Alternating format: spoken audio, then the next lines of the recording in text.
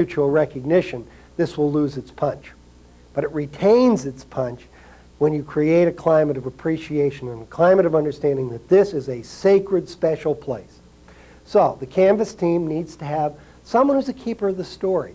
And the beauty of this is one of those jobs that can go on with the same person who knows the people, who maybe loves to line them up, and you can get people to tell special stories. Children should tell these stories sometimes. This is everybody's story. But that's one little ad hoc task force. Another little task force has to do with soliciting major donors.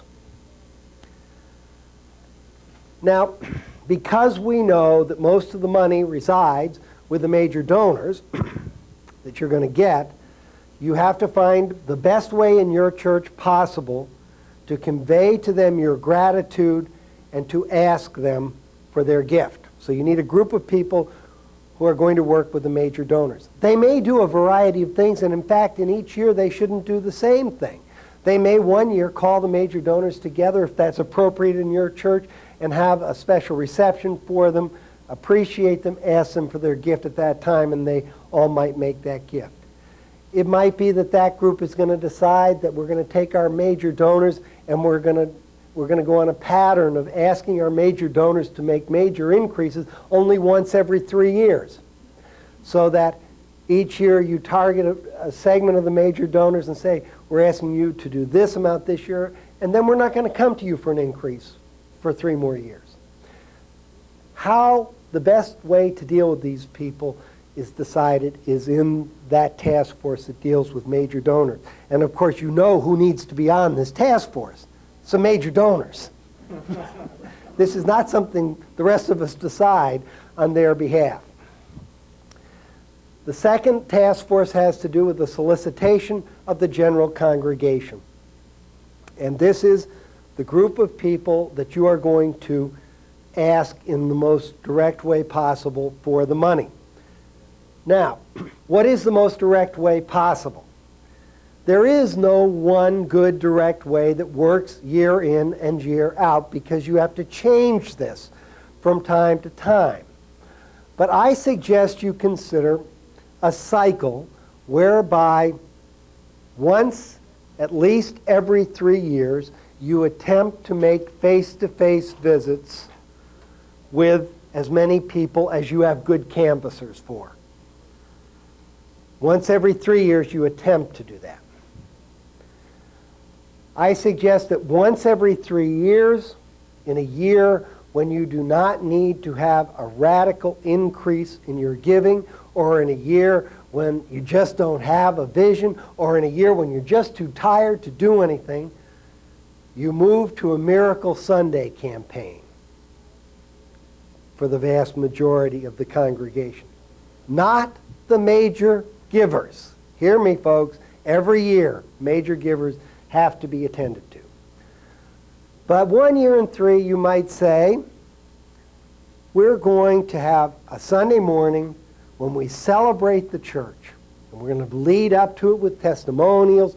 We're going to have all sorts of excitement. And on that Sunday morning, we're going to show this church off for what it is in its essence, and ask people right then and there to make their pledge, fill out their pledge card, and walk up to the front of the church and put them in a huge basket.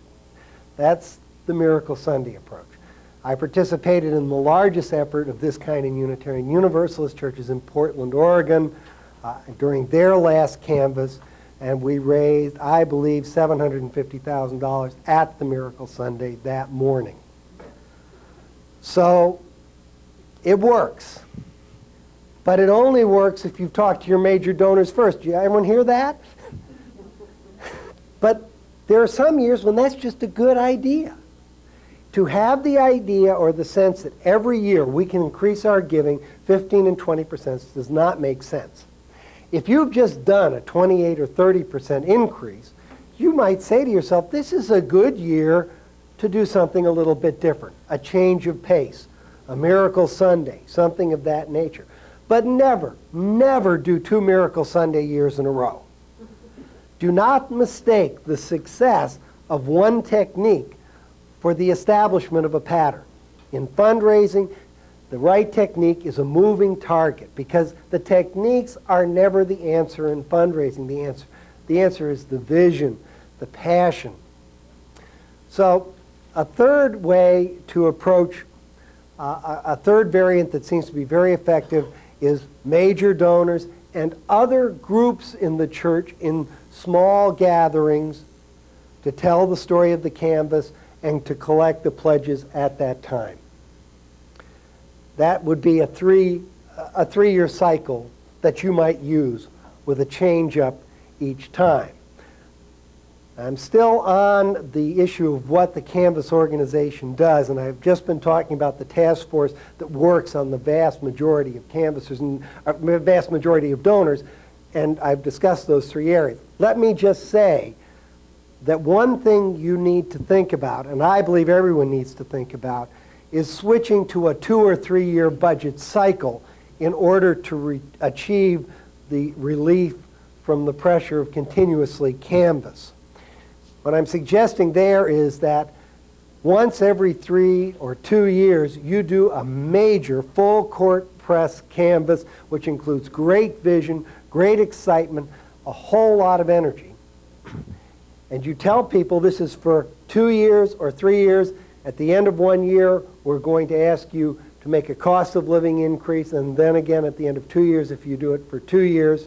And of course, pledges can be discussed and renegotiated in between. The advantage of this is potentially it gives you a chance to use what we know the most effective fundraising technique is, and that is to maximize the face-to-face. But we know it's really very hard to successfully maximize the face-to-face year in and year out. People rebel against it. People get tired. It's awfully hard to sustain that. So I advise thinking about these alternatives. This latter alternative of taking the longer time frame is as yet unproven, except in several cases. So I can't say I know it will work, but I have a good feeling about it. I think it might really work, and it might be interesting to think about it. In any case, dealing with that major group of donors is the responsibility of one of the task teams that works with the Canvas Committee. Another of the task teams that works with the Canvas Committee is follow-up. The great unwashed mass that somehow did not get a pledge card in during the rest of this campaign, either because there were not enough canvassers to see them, or they refused to be seen, or they wouldn't come to church on the Miracle Sunday, or they wouldn't fill in a pledge card that was in the order of service, whatever. Now, it's my belief that the most effective group to work with this is a task force which involves the governing board. In other words, I believe the follow-up is the responsibility of the governing board. And if you make the follow-up the responsibility of the governing board, this will help your recruiting enormously for Canvas chairs, because this is the most frustrating part of the Canvas. But in raising money, getting as many cards in as possible is where the money is. Because, you know, you may have met the budget with the 60% of the cards you've got in, but your vision, your dream, is really going to be paid for by getting as many as possible of the other cards that are still out. And this is an area where we fall down a lot.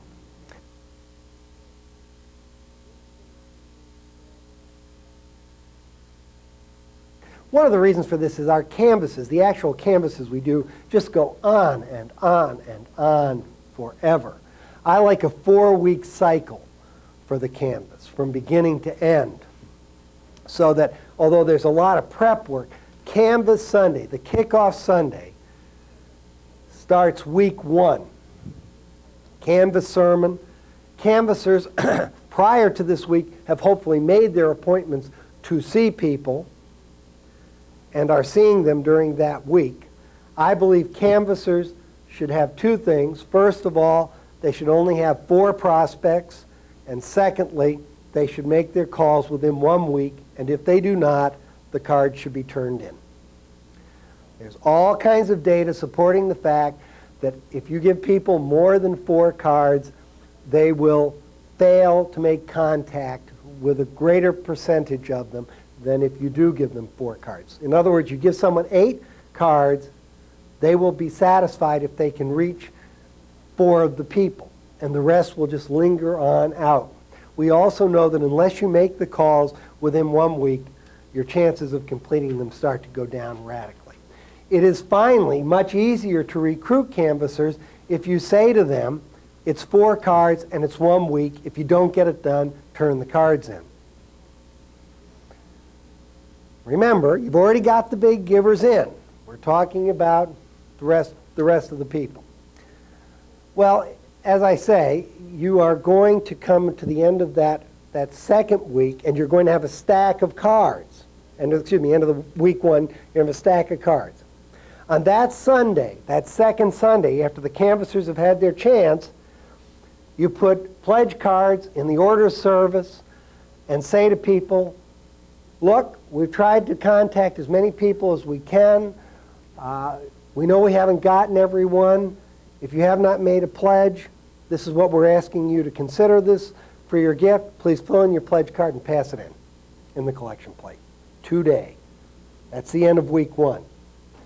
Okay, during that week that follows, you are beginning to assess how many cards you have outstanding at that point.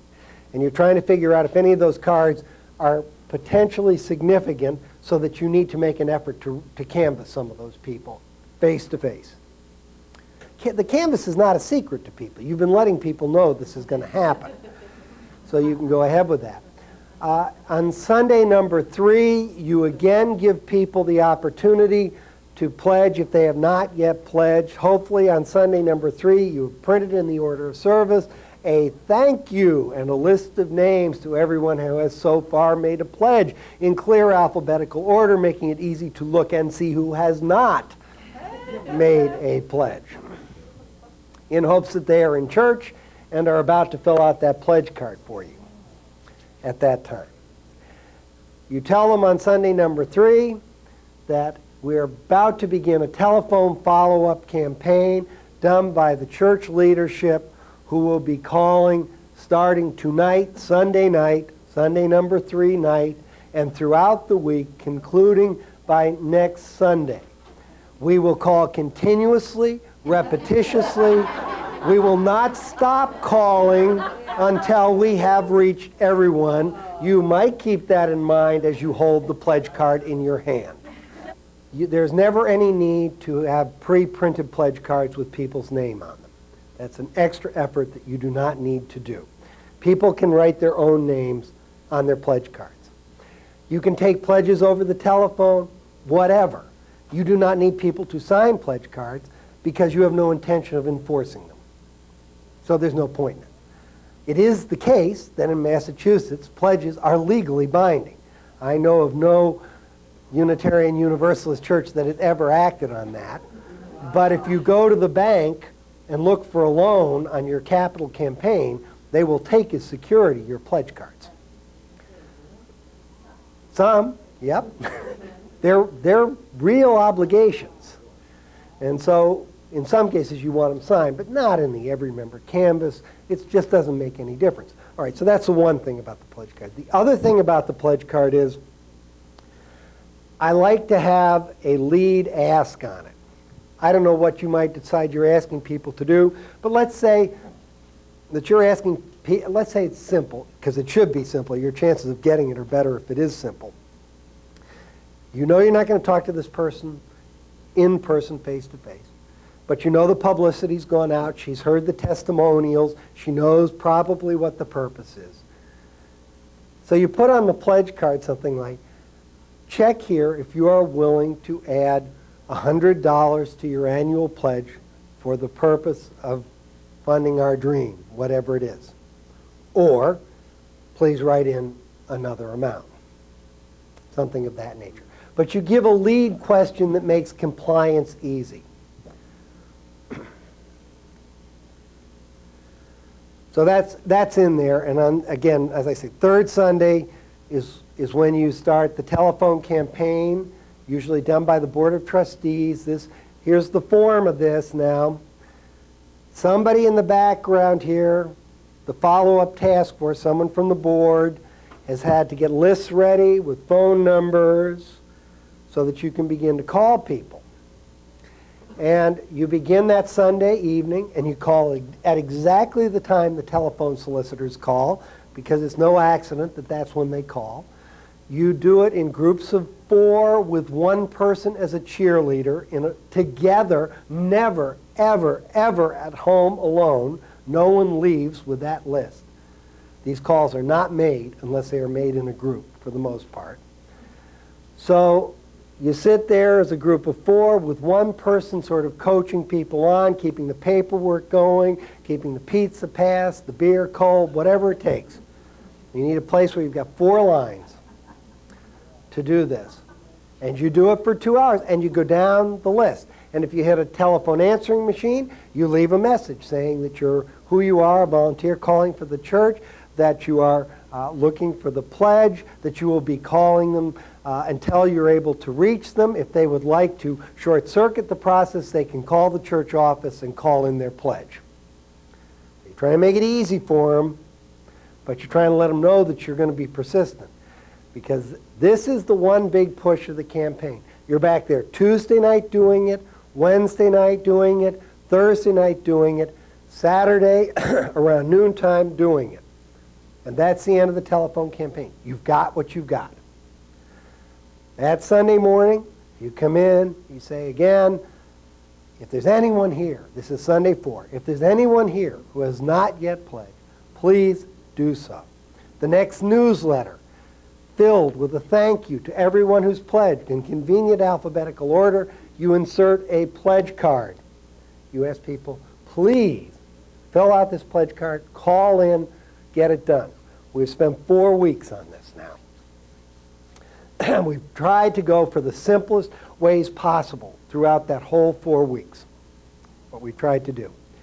And then you have the option of going to a direct mail campaign.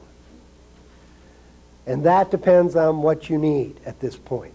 All right, so if you've got a lot of cards out and you want to, and larger churches will have a lot of cards out now because they have a lot more fringe people in them, you want to see what you can do with the people who are on that list.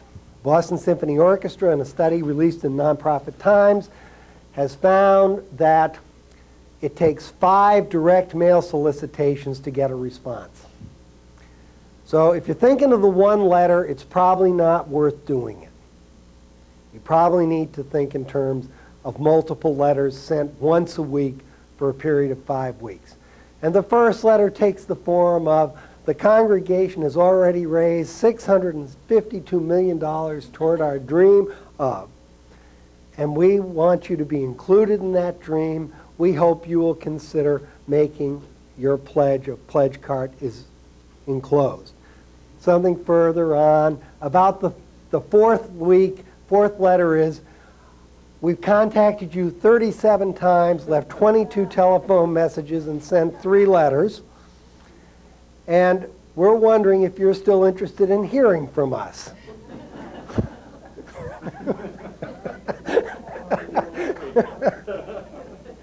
Please always keep in mind that your donors were never dragged, kicked, chained, struggling into that church. They volunteered. If they're on any list, it's because they put their name on it. You did not do that. So you are doing them a favor in giving them the easiest way possible to do this. And it's just the case that sometimes people are done with us for a while. Let's give them a chance to say so. And that's one of the end results of this letter. If you did that complete package from beginning to end, including the mail campaign, you would have, in now a period of 8 weeks, counting the mail campaign, probably one of the most thorough coverages of your membership that can be done. You would have a very good idea of what your pledges were within that 8-week period.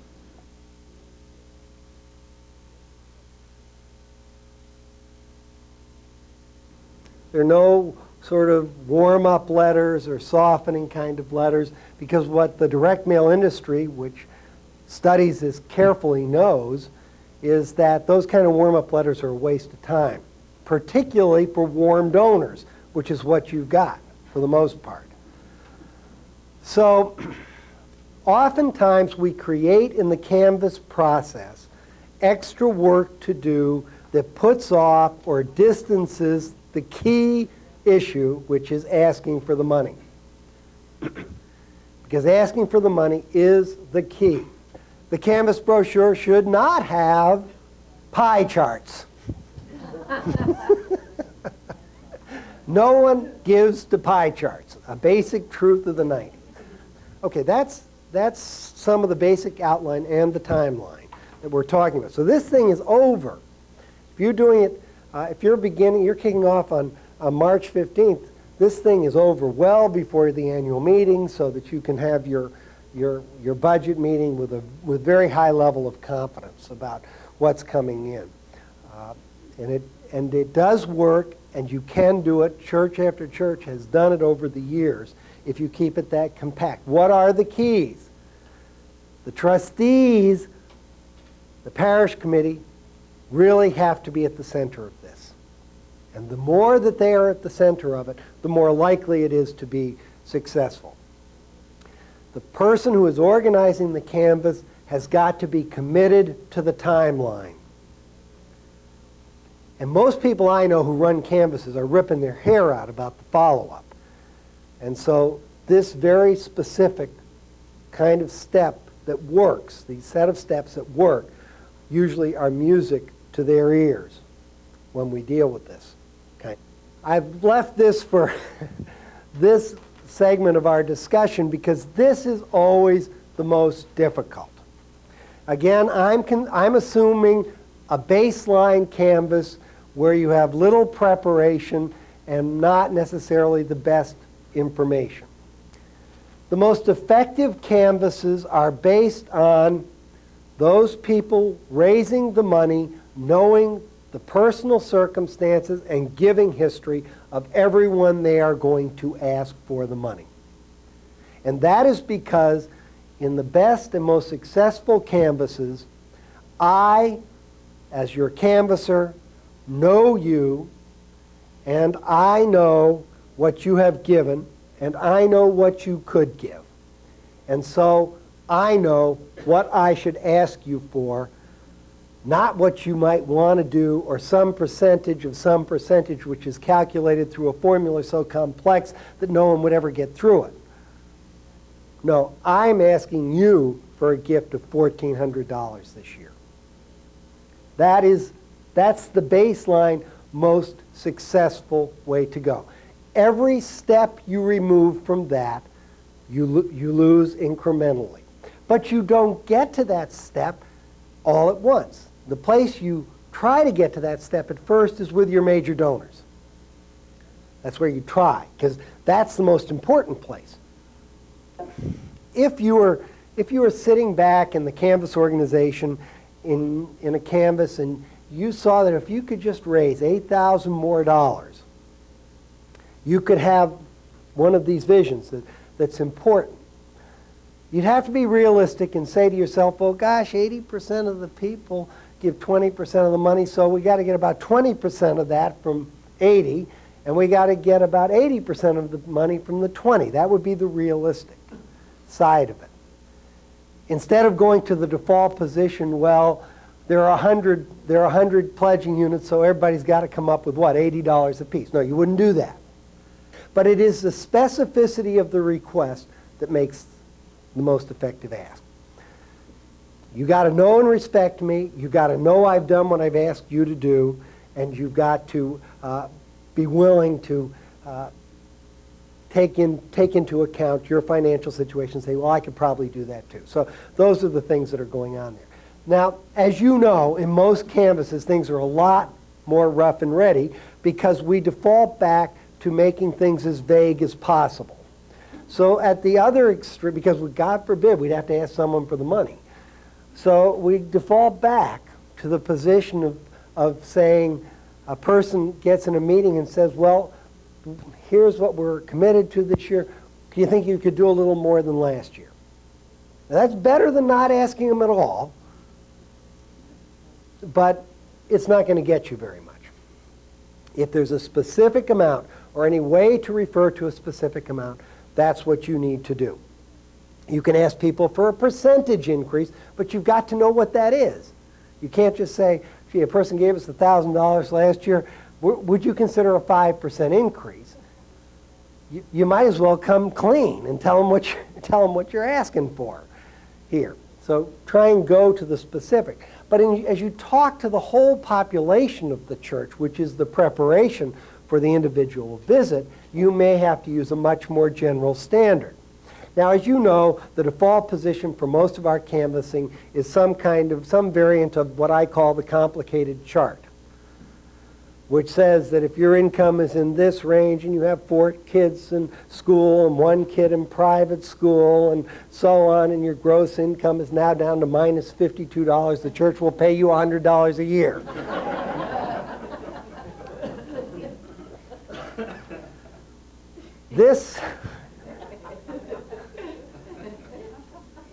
I mean, it's something. I'll grant you it's something, but it's really not that big a help. Another thing that has worked in a lot of churches that I've recommended over the years is, what is the baseline gift we're looking from everybody, which is a variant of what Janet says, but instead of you get to figure it out yourself, we tell you what it is. And that's the business of saying, we think that most people in this congregation could move to giving at an X dollar per week level. $20 a week, $30 a week, $40, whatever it is. I've got 2 or 3 churches in the Washington area that are at $40 a week right now, and they're getting it. So it depends on the area.